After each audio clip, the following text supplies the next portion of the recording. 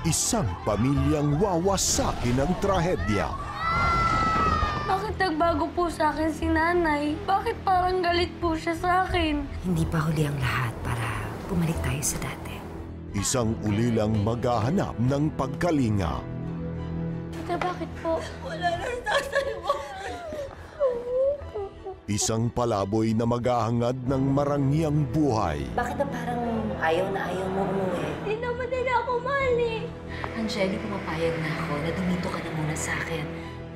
Sa paglipas ng panahon, magtatagpo ang kanilang mga landas sa bagong pamilyang bubuin. Eh ano naman kung kusinera lang ako, yayaman din ako.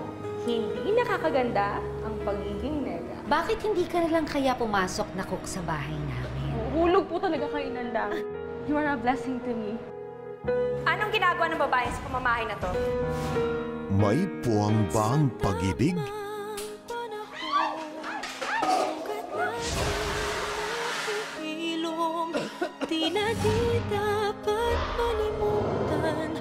What's going on here? Itong lalaking nilalandi mo, akin to.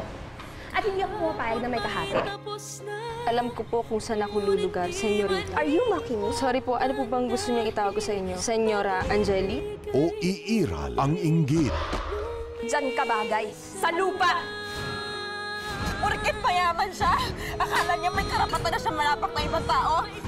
Hango sa klasikong comics at obrang pelikula. Huwag ka pumate, nakala mo kung sino ka dahil sampid ka lang dito. Bakit?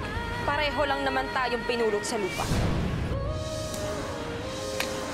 Pinulot ka lang sa lupa ngayong Lunes na sa GMA Afternoon Prime.